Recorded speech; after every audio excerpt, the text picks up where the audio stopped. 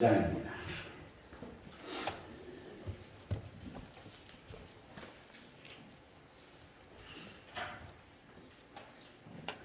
출애굽기 13장 17절에서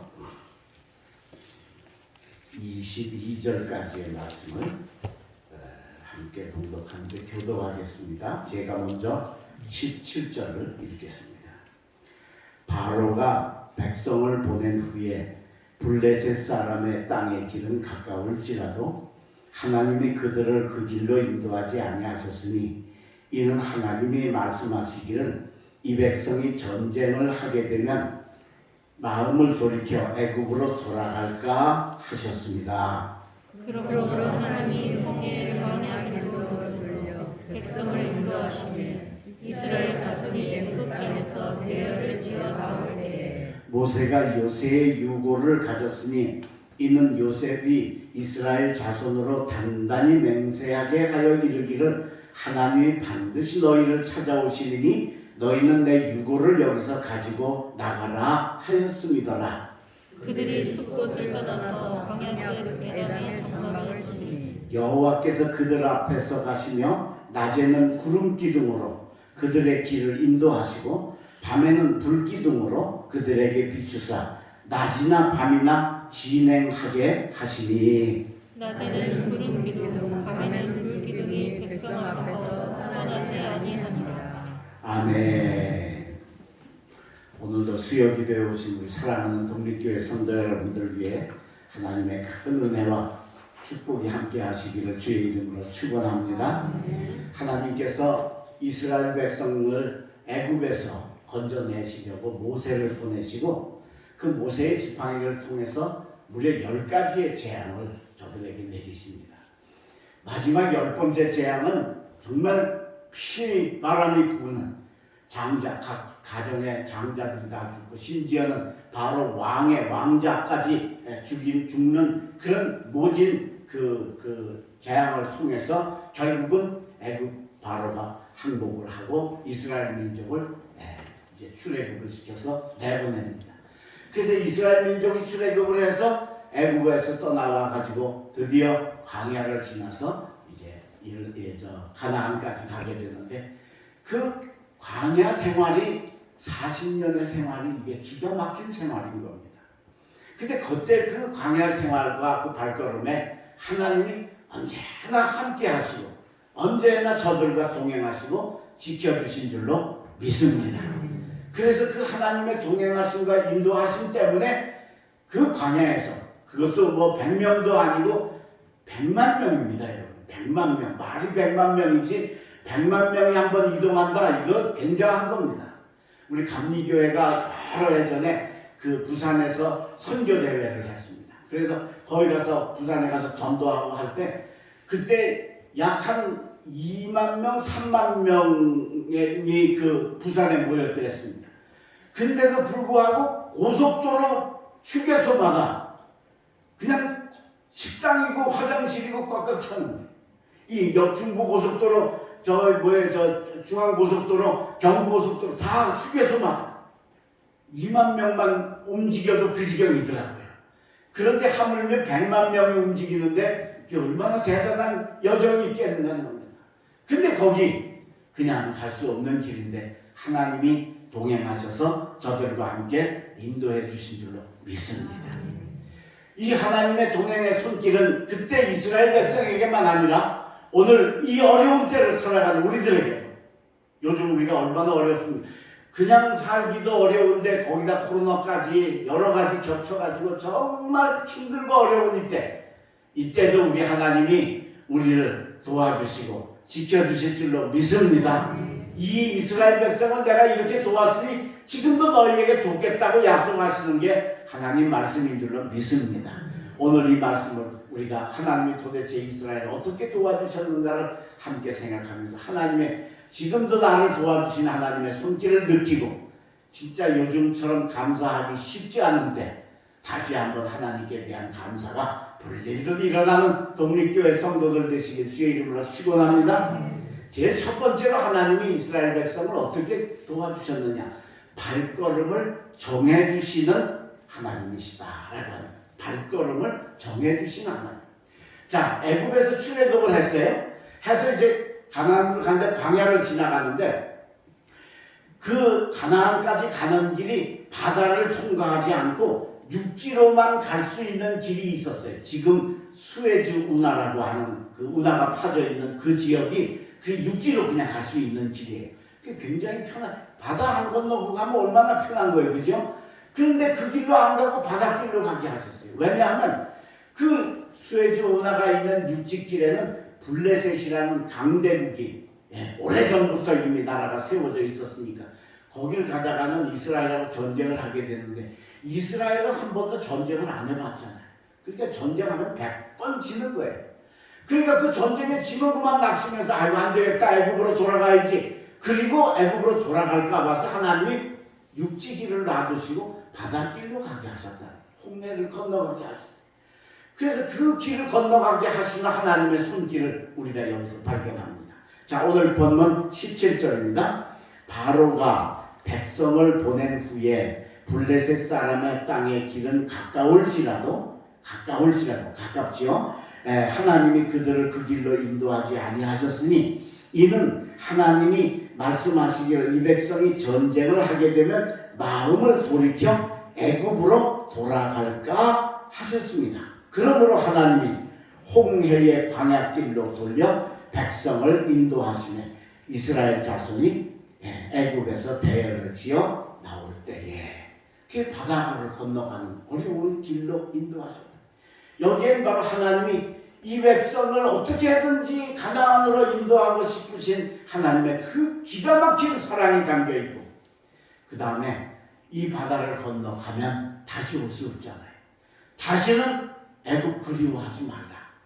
다시는 애굽 그때 살 때가 좋았지 그러지 말라. 그렇게 하나님이 그 애굽을 그리워하지도 되돌아가지도 말라고 하시는 경고의 메시지가 담겨 있었다라고 하는 것입니다. 이스라엘이 그냥 야 내가 이제 장자까지 다 죽여가지고 너희들 끄집어냈으니까 너희들이 알아서 가라 이런 하나님이 아니시다는 거예요. 이게 얼마나 감사한 일인가 하라고 하는 거예요. 그래서 전쟁만 만날까봐 막아두시고 홍해길로 가면 그 길로 가서 절대로 바다를 건너면서 이제 다시는 여기 건너오지 말고 그리워하지 말고 너희가 가야 할 가나안을 향해 가라고 하시는 하나님의 이 간절한 사랑이 지금도 우리들에게도 똑같이 역사하실 줄로 믿습니다. 그걸 믿으시기를 바랍니다. 그걸 믿을 때 하나님의 손길이 느껴지고 요즘처럼 어려울 때 하나님 감사합니다 하는 감사가 나올 수 있게 된다는 것입니다. 제 친구 목사 중에 한 분이 부천에서 목회를 하는데 큰 교회에서 목회를 하다가 이 자녀 교육 때문에 이렇게 교회를 이동하는 과정에서 세상적으로 말하면 사기를 당했다고 할 수 있어요. 한 200~300명 모이는 교회에서 50명 모이는 조그만 교회가 바꾼 거예요. 그러니까 그런 줄 모르고 왔다는 거예요. 자기는. 그게 얼마나 낙심이 되겠어요. 얼마나 상심이 되겠어요. 근데 거기서 어떻게 해가지고 이제 힘을 얻어가지고 그래서 이제 다시 목회를 시작하려고 하는데 갑자기 하나님께서 마음에 성전을 건축해라 하는 명령을 내리시더라는 거예요. 근데 교회가 물론 넓고 작긴 해도 교회가 좁은 것도 아니고 또 교회를 새로 지으면 교회가 막 부흥하는 그런 것도 아니고 거기다가 돈도 하나도 없고 돈이라도 있으면 뭐 해보겠는데 돈도 하나도 없고 근데 하나님이 자꾸 지으라고 그러십니다. 처음에는 그게 하나님 뜻이 아니라고 생각을 하고 안 했대. 자꾸 피하고. 근데 몇 달 지나니까 막 마음속에 하나님이 막 그냥 책망을 하시네. 네가 목사가 돼가지고 그렇게 편리한 것만 찾고 쉬운 것만 찾고 아니란 것만 찾아서 어떻게 네가 주님의 종이라고 할 수 있겠니. 막 책망의 마음이 들려오면서 견딜 수가 없대. 그래서 야 교회를 건축을 해야겠나 보다. 아무래도 하나님이 하라고 하시니까. 근데 그때 하려니까 돈이 하나도 없어요. 뭐 교회 돈이 있는 게 아니에요. 조그만 교회니까 돈이 없어요. 근데 그때 교회가 은행에 신용을 조금 이렇게 인정을 받아가지고 지금부터 한 10몇 년 전 이때쯤에 그 교회 땅과 그 건물을 담보를 해가지고 교회에다가 은행이 많이 융자를 해줬어요. 그래서 그때 큰 교회들이 많이 그것 때문에 교회를 지었어요. 그게 융자할 길이 있으니까 융자를 받아가지고 교회를 짓는데, 이왕 지으려면 또 짓다가 보면 사람이 욕심이 있잖아요. 그죠? 좀 더 크게, 조금 더 넉넉하게, 이왕 지을 거 이거 한 번 지으면 이제 앞으로 언제 지을지 모르는데, 그래서 좀 교회를 좀 무리를 해서 교회를 지었답니다. 짓고 나니까 뭐 지었다고 그래서 교인이 몰려오는 것도 아니고, 되려 더 조그만 데는 그래도 꽉 찬 거 같더니 크게 지어놓으니까 텅텅 비고, 교회 분위기도 그런 데다가 제일 문제가 뭐냐면, 교회가 부흥을 하지 않으니까 이자를 내야 되잖아요. 융자를 받았으니까 이자를 내야 되죠. 근데 이 교회 재정 가지고는 이자도 감당이 안 되는 거예요. 이자 감당이 되고 원금을 조금씩 까나가야 희망이 있는 거잖아요. 그죠? 몇 년 지나면 갚을 수 있게. 근데 이건 이자도 못 다 갚아가지고 자꾸 이자가 연체되고 밀리기 시작하니까 큰일 나고. 우리 친구 목사님이 그만 거기서 낙심을 한 거예요. 하나님, 이게 뭐예요? 아니, 나더러 무슨 아니란 목사고 무슨 그래서 교회 지으라고 그래 지어놨더니 이제는 이자도 못 갚고, 이제 이자 못 갚으면 나중에는 은행에서 차압이 들어오면 어떻게 돼? 경매 넘어가면 교회가 없어진다. 내가 다니면서 때 교회가 없어진다고 생각해보세요. 기가 막힐 거 아니에요.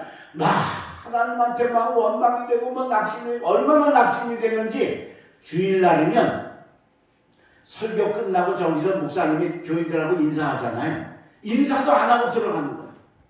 교인들 보는 것도 창피하고 부끄럽고 속상하고 낙심해서.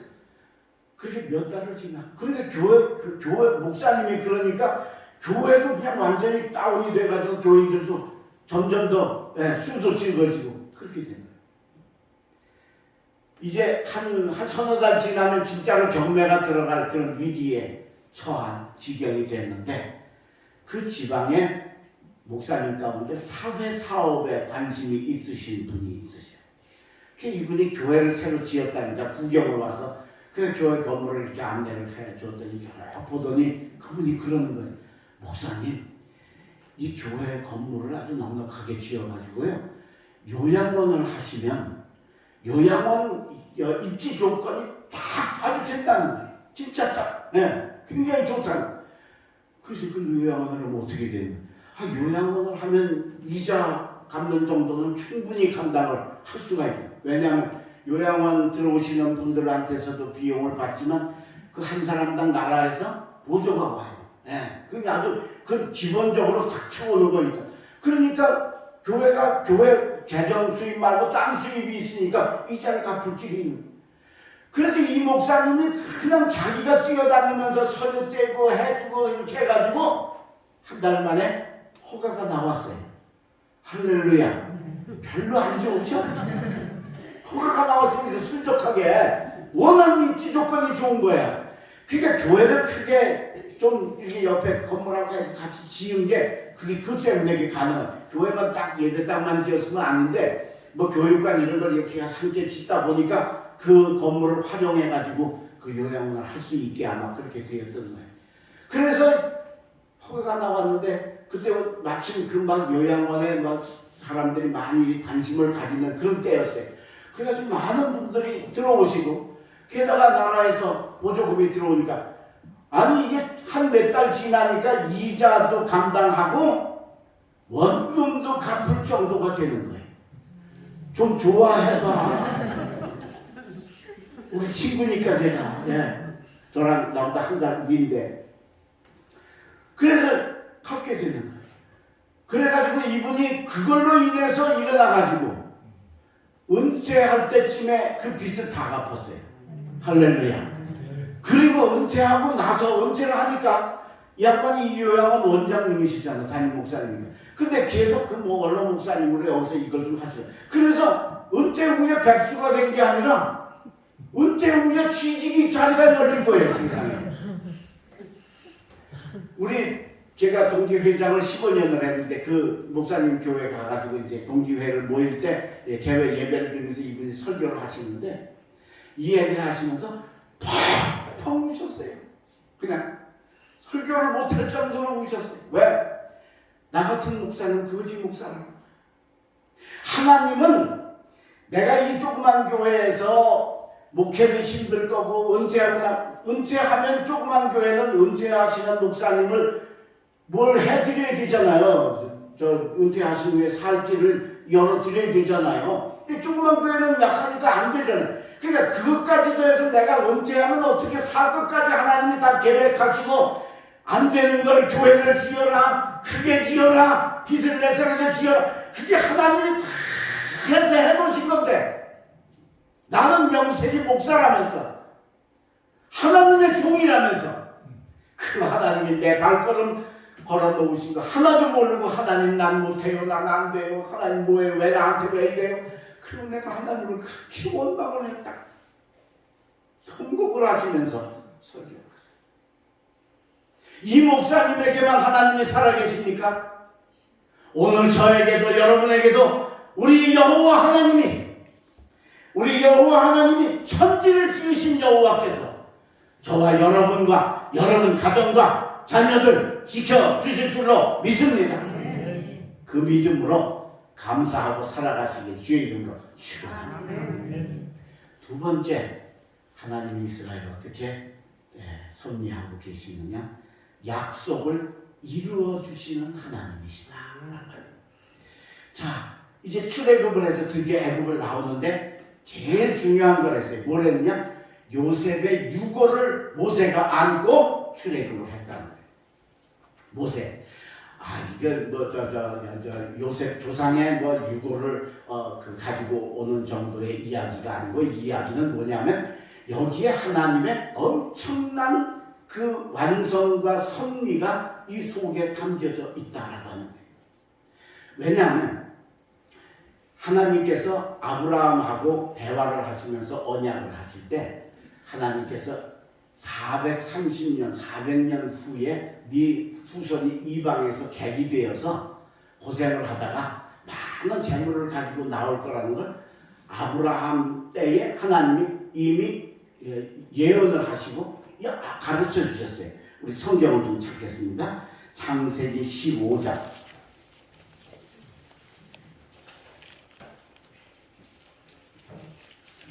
창세기 15장 13절에 창세기 18페이지 15장 13절 찾으셨으면 아멘. 네, 우리 13절 14절을 함께 읽겠습니다. 시작. 여호와께서 아브라함에게 이르시되 너는 반드시 알라. 네 자손이 이방에서 객이 되어 그들을 섬기겠고 그들은 400년 동안 네 자손을 괴롭히리니 그들이 섬기는 나라를 내가 징벌할지며 그 후에 네 자손이 큰 재물을 이끌고 나오리라. 이게 430년 전에 아브라함한테 이미 벌써 얘기를 하신 거예요. 내가 그 애굽에 갔다가 거기서 내가 큰 재앙을 내려서 그들을 끄집어낼 때 그때 그들이 큰 재물을 가지고 나올 거라는 걸 하나님께서 아브라함에게 이야기를 하셨어요. 그러니까 아브라함이 이삭한테 얘기했겠죠. 이삭은 야곱한테 얘기했겠죠. 야곱은 요셉한테 얘기했겠죠. 그 요셉이 430년이면 언제쯤이겠구나. 자기가 죽으면서 내가 여기서 죽으면 이제 내 유골은 이 애굽에 묻혀있지만 그때쯤 되면 분명히 갈 거라.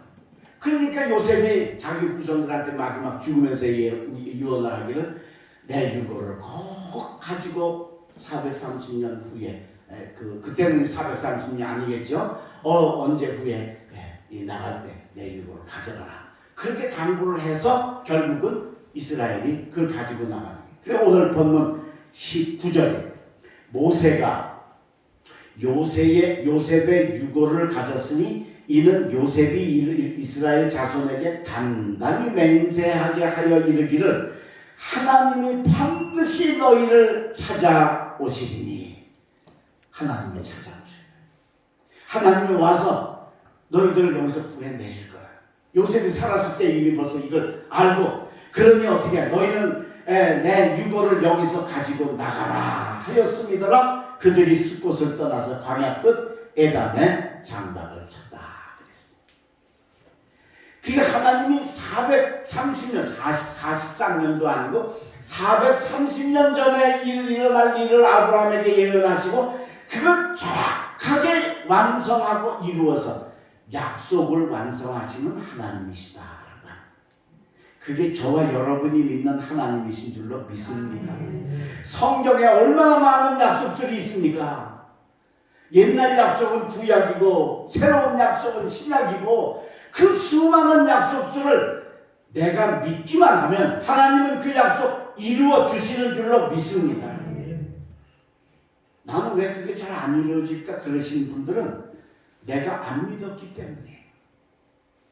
오늘 요셉 보세요. 하나님이 반드시 찾아오시더니 나는 죽고 유골이 돼서 썩어서 유골이 되어 있어도 그 후에도 하나님이 반드시 와서 너희들을 여기서 찾아서 구해내실 거라는 걸 믿고 알고 있으니까 그대로 이루어진.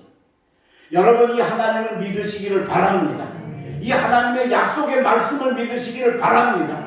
우리가 성경을 왜 자꾸 읽어요? 많이 읽는 게 중요하죠. 그 이유가 뭐냐? 그 속에 하나님의 수많은 약속들이 담겨있기 때문에 읽으면서 믿음을 가지고 믿기만 하면 그 하나님이 이루어 주신다. 아브라함이 99세 되던 해에 하나님이 찾아오셔서 아브라함한테 그러세요. 아브라함아, 너는 내 앞에서 행하여 완전하라. 왜 완전하라고 그러셨어요? 완전하지 않으니까. 그렇죠? 왜 완전하지 않아요? 85세에 이스마엘을 낳았잖아요. 75세에 하나님이 아들 주신다고 하고 10년 동안 소식이 없으니까 하갈이, 죄송합니다, 사라가 여보 아무래도 다른 젊은 여자를 얻어서 애를 낳으라고 하나님이 하시는 것 같으니 내 몸종 하갈을 드릴 테니 그 당시에는 몸종도 그게 그 주인의 물 소속이 되는 거기 때문에 그게 가능했던 것 같아요. 그래서 그로 인해서 이스마엘을 낳았죠. 근데 그로 인해 하나님이 85세에서 99세까지 14년 동안 하나님 안 찾아오셨어요. 엄청 섭섭하셨던 거죠. 그죠? 그래서 하나님 찾아오셨어요. 너 왜 내 앞에서 완전하지 않고 그렇게 사냐? 그러면서 뭐라고 그러시냐면 하갈이 아니고 내 아내 사라에게서 나는 자가 내 유업을 이끌 네 후손이 될 거야. 아주 부인까지 정확하게 정해 주셨어요. 그러면서 아브라함에게 그때까지는 아브라함이 아니고 아브람이었어요. 내 이름을 아브라함으로 바꿔라. 그 아브라함이라는 이름의 뜻이 뭐냐면 열국의 아비야. 열국의 조상이야. 한 사람의 조상이 아니고 수많은 나라 민족의 조상이라는 거예요. 괜히 아브라함이 얼마나 민망했겠어요. 그때 열국은커녕 한의 아버지도 아니었잖아요. 아직 아무것도 아니에요. 근데 하나님이 아브라함이라고 하죠. 그 다음에 사레, 아내도 그 당시 사레였는데 아내 이름을 사라라고 바꿔라. 열국의 어미다 그도. 그래서 그 이름을 바꿨어요. 그때 아브라함이 그 하나님의 약속을 믿어서 아멘 한 줄로 믿습니다. 그러니까 그 약속이 이루어지는 겁니다. 그게 그때 사라가 89세입니다, 여러분. 89살이에요. 그 사람의 수명은 이렇게 늘어나고 이렇게 돼도 여성이 아기를 갖는 생산 능력은 아마 암만 수명이 늘어나도 그것은 같이 늘어나지는 않았을 거라고 봐요.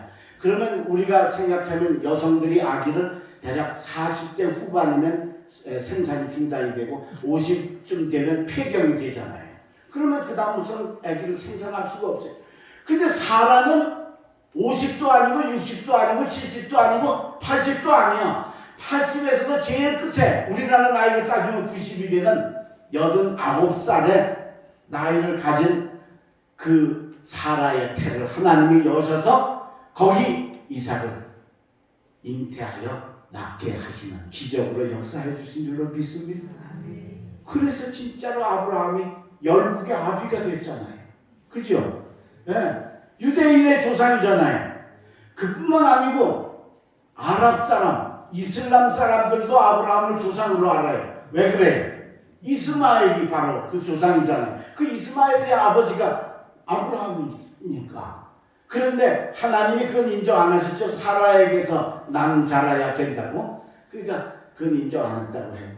그래도 전 세계의 크리스찬들, 모든 예수 믿는 사람들은 다 아브라함을 누구로 여겨요? 영적 믿음의 조상으로 여기죠. 진짜 하나님 말씀이 그대로 이루어지는 거예요. 여러분, 하나님의 약속을 믿으시기를 바랍니다. 성경 말씀 아멘으로 받으시길 바랍니다. 그러면 거기에 기적이 역사하는 거예요. 그게 아브라함이 아멘을 안 했으면 기적이 일어날 수가 없죠. 89살 여자에게서 아기가 나올 수가 없는데 하나님이 그를 만들어냈어요. 제가 퀴즈를 하나 낼게. 맞추세요? 맞춰보세요. 이스라엘 남자가 한국에 관광을 왔다가 한국 여자하고 사랑에 빠졌어요. 그래서 결혼을 해서 아기를 낳아서 아들을 낳았어요.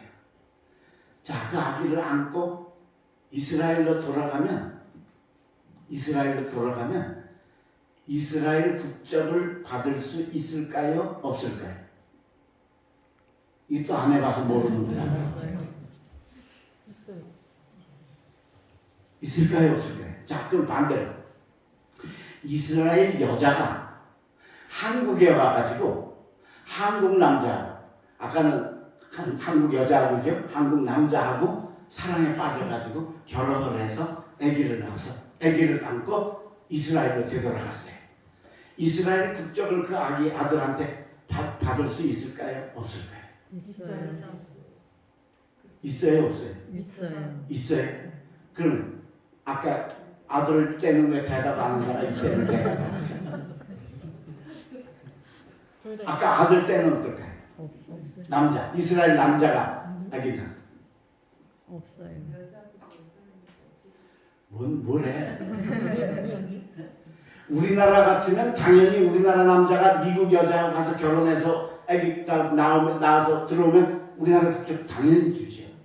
여자는 줘요? 그것도 안 해봐서 모르죠. 그건 쉽지 않아요. 근데 여러분, 이스라엘은 어떤지 아세요? 남자가 한국 여자하고 외국 여자하고 결혼해서 아기 낳아서 들어오면 안 줘요. 여자가 한국 남자하고 결혼해서 들어오면 국적을 줘요. 신기하죠? 왜 그런지 아세요? 아버지가 중요한 게 아니야. 엄마가 중요한 거예요. 엄마가. 아브라함 아버지가 중요한 게 아니고 아브라함의 사과라고 해서 나오면 이스마엘이 되는 거야. 아랍 사람이 되는 거예요. 네. 그런데 지금 이스라엘이 아랍 가운데 이렇게 섬처럼 있잖아요. 그런데 사라가 엄마면 그는 이스라엘의 민족인 거예요. 그래서 지금도 그 약속, 그 전통이 지금도 이어져 와서, 그래서 신기하게도 여성이 엄마가 이스라엘 사람이면 100% 이스라엘 국적을 받는다. 이게 하나님의 약속이 지금까지 이루어지고 있다. 오늘 여러분, 우리 하나님의 약속은 믿으시기를 바랍니다. 그 하나님의 약속, 우리에게 성경을 통해서, 주님의 종을 통해서 우리에게 하나님의 약속 메시지가 전해올 때 아멘으로 받으셔서 기적을 만드시고 그 기적을 체험하고 하나님께 감사하시는 여러분 되시길 주의 이름으로 축원합니다. 마지막 세 번째로 우리 하나님 어떤 분이시냐? 보호하시는 하나님이시다. 보호하시는 하나님. 자, 오늘 본문 21절입니다. 여호와께서 그들 앞에서 가시며 낮에는 구름 기둥으로 그들의 길을 인도하시고 밤에는 불 기둥으로 그들에게 비추사 낮이나 밤이나 진행하게 하시니 낮에는 구름 기둥 밤에는 불 기둥이 백성 앞에서 떠나지 아니하니라. 할렐루야. 이게 이 광야라는 데가요, 낮에는 영상 40도입니다. 쪄서 죽어요. 거기다가 나무 그늘도 없지 아무것도 없잖아요. 그러니까 얼마나 더운지. 근데 밤이 되면 어떻게 돼? 기온이 더 떨어져서 영상 10도예요. 근데 그 10도는 우리나라 영하 20도 체감하는 것 같아요. 제가 우리 아들 그 수찬 지금 저 지난번 선교하던데 거기 재작년에 가서 방문한 1월 달에 갔었거든요. 얼마나 추운지 그냥 다니는 건 괜찮아요. 거기는 그 단풍이 없어요. 단풍이. 우리나라는 사계절이 있으니까 겨울이 있으니까 나무들이 노랗게 물들잖아요. 그건 단풍이 없어요. 그게 아주 남쪽이에요. 예. 그러니까 그 난방을 2달인가 그 정도밖에 안 줘요.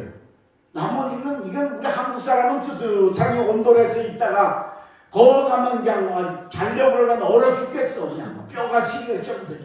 그 영상 10도가 그렇게 추운 거예요. 그 거기서도 얼어 죽는 거예요. 근데 그때 하나님께서 낮에는 구름 기둥으로 우리 뜨거운 여름에 그 왜 전봇대 그늘 옆에 이렇게만 서 있어도 덜 뜨겁잖아. 그죠? 근데 하나님이 조각 구름을 비추셔서 태양을 막아주시면 얼마나 감사하겠네. 밤에는 불기둥을 세워서 그 빛으로 그 무질고 추운 40년의 광야 생활을 지나갈 수 있게 하시니 얼마나 감사했겠네. 이 하나님이 지금도 우리를 그렇게 돌보실 줄로 믿습니다. 여러분, 우리가 이 하나님이 이렇게 하시는 이 은혜가 얼마나 감사한 건지 몰라요. 자, 여러분, 아까 처음에 서론 때 말씀드렸지만 10가지 재앙을 내리셨는데 마지막 10번째 재앙이 장자를 죽이는 재앙이잖아요. 하나님이 살리시는 하나님이 수많은 사람을 죽이신 거예요. 애굽 왕자부터 시작해서 애굽 집안의 모든 장자들을 다 죽이신 거예요. 이게 원래 우리 하나님이 하실 일이에요? 전능하신 하나님, 무소부지하신 하나님, 사랑의 하나님, 은혜의 하나님, 그죠? 그 하나님이 어찌 이렇게 잔인하게, 왜? 그 정도 해야 애굽 사람들이 이스라엘을 놓을 걸 하나님이 아신 거죠. 그 당시에는 노동력이 이게 국가 경제, 전체 경제니까 그걸 놓을 수가 없어요. 100만 명이 빠져나간다. 난리 나는 거예요. 지금 외국, 코로나 때문에 외국 노동자들 안 들어오니까 이거 농사 하시는 분들 죽으려고 그러잖아요. 예. 농사뿐만이 아니고 그 인력을 필요로 하는 데서. 그런데 100만 명이 빠져나간다고 생각해봐요. 그러니까 죽어도 내놓을 수가 없네요. 목숨 죽더라도. 근데 아들을 죽이니까 내놓은 거예요. 근데 하나님이 그렇게 잔인한 일을 하셔서 이스라엘을 구해내신 이유가 뭐냐? 이스라엘을 구하시고 사랑하시기 때문인 줄로 믿습니다. 그러니 하나님이 야 내가 장자까지 다 죽여서 이제 너희들 끄집어냈으니까 야 너희들은 이제 그냥 너희들이 알아서 좀 가라. 그래도 그러셔도 되잖아요. 근데 오늘 성경에 보세요. 하나님이 앞에 가시면 구름 기둥으로 불 기둥으로 내 백성이 더울까봐 내 백성이 죽을까봐 낮에 해가 밤에 달이 해고 상하지 않게 하시려고 지켜주시는 아름다운 그 하나님의 사랑을 오늘 이 성경에 기록하시는 지금도 여전히 우리 하나님이 우리를 그렇게 사랑하시는 줄로 믿습니다. 여러분 하나님의 아들 딸임을 믿으시길 바랍니다.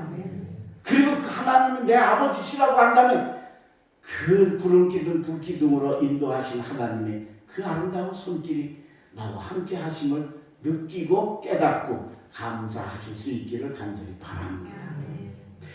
서울에서 부산 가는 완행 열차가 있어요. 원래 서울 부산은 한 서너 시간이면 가죠. 요즘 KTX는 2시간이면 가지만.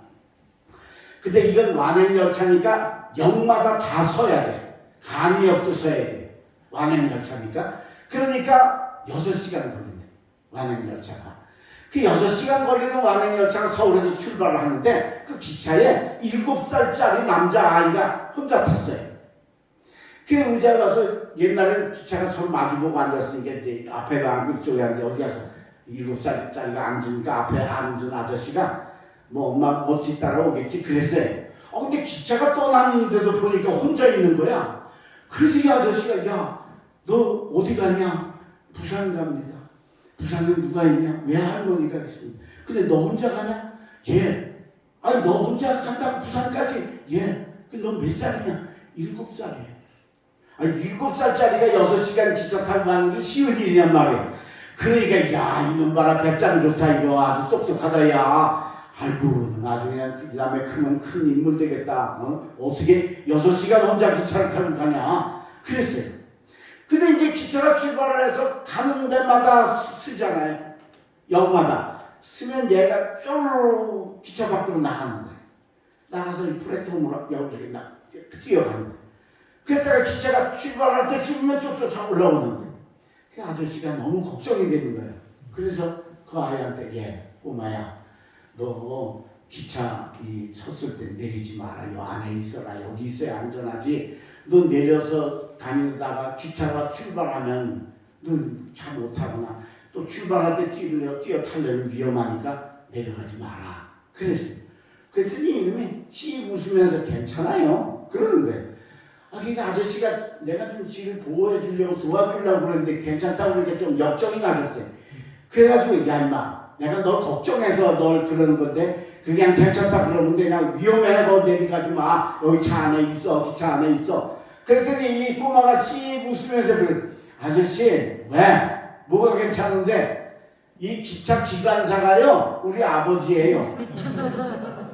얘가 왜 기차에서 내리느냐? 아빠 보러 가는 거예요. 기차에서 쪼르르 내려가지고 이 기차 안으로는 갈 수가 없으니까 내려서 플랫폼으로 뛰어서 가면 앞에 제일 앞에 가면 거기 아빠가 있잖아. 아빠 그러면 그래 뭐 먹고 싶은 거 없냐? 화장실에 갔냐? 이제 간다 빨리 간다 떠나 너 저 차 타라. 여러분 이 기차는 다른 사람이 안 타고도 떠날 수 있지만 이 아이가 타지 아니하면 절대로 떠나지 않을 줄로 믿습니다. 기관사가 기차가 출발할 때 빵 그러고 기적으로 울리잖아요. 빵 하면서 뒤를 보는 거예요. 다 탔는가. 그때 이 기관사는 누굴 보겠어요? 자기 아들 볼 거예요. 전비 잘 올라갔구나. 올라가야 확인하고 떠나지 않게. 오늘 여러분의 삶의 기관차 속의 기관사는 우리 천지를 지으신 여호와이신 줄로 믿습니다. 여러분의 가정이라는 기차의 기관사는 우리 여호와 하나님이신 줄로 믿습니다. 여기 이 독립교회라고 하는 기차가 가는 그 기차의 기관사는 우리 하나님이 되셔서 졸지도 아니하시고 주무시지도 아니하시고 낮에 해가 밤에 달이 해치 못하도록 철저하게 보호하시고 지켜주실 줄로 믿습니다. 이 하나님의 손길을 느끼고 깨닫고 감사하시기를 간절히 바랍니다. 내 걸음을 정해주신 하나님, 나는 앞이 어떻게 될지 모르는데 하나님은 이미 내 걸음 정해주시고 그리고 약속은 철저하게 믿기만 하면 이루어주시고 그리고 구름 기둥, 불 기둥으로 보호하시는 여호와 하나님이 우리의 하나님, 여호와 하나님, 좋으신 하나님이라는 것 다시 한번 기억하고 감사하고 그 하나님 말씀에 순종하고 그 하나님을 기쁘시게 해드리는 독립교회 성도들 되시길 주의 이름으로 축원합니다. 기도하겠습니다. 걸어가신 우리 아버지 하나님 감사합니다. 오늘 저희들에게 우리 하나님이 어떤 분이신가 좋으신 하나님을 가르쳐 주셔서 감사합니다. 우리 발걸음 어디로 가면 안 되고 어디로 가면 힘들 걸 아시고 그 걸음을 정해 주시고 인도해 주시는 그 하나님이 나의 발걸음 지금까지 인도하시고 우리의 발걸음 우리 가정의 발걸음 인도해 주셨음을 믿고 다시 한번 그 하나님께 맡기고 주님 인도하시는 길을 걸어가는 저희들 되게 하여 주시옵소서. 하나님이 성경에 수많은 약속을 우리에게 해주셨는데 그 약속 내가 믿기만 하면 이루어 주시고 완성해 주셔서 430년 후에 일어날 일을 아브라함에게 약속하시고 그걸 정확하게 이루셨던 그 하나님의 약속의 손길이 우리와 이 민족과 우리의 삶에 있음을 다시 한번 기억하고 하나님의 약속을 믿는 저희들 되게 하여 주시옵소서. 구름 기둥, 불 기둥으로 우리를 보호하시고 인도하시는 하나님, 우리 앞길에 먼저 가시며 예비하시고 준비하시는 그 하나님의 아름다운 사랑 우리가 다시 한번 기억하고 감사하며 그 하나님의 도우심의 손길에 느끼고 깨달으며 더 귀한 성도의 아름다운 길을 걸어가는 저희들 되게 하여 주시옵소서. 오늘도 말씀을 들었사오니 깨닫고 행하여 승리하게 하여 주시옵소서.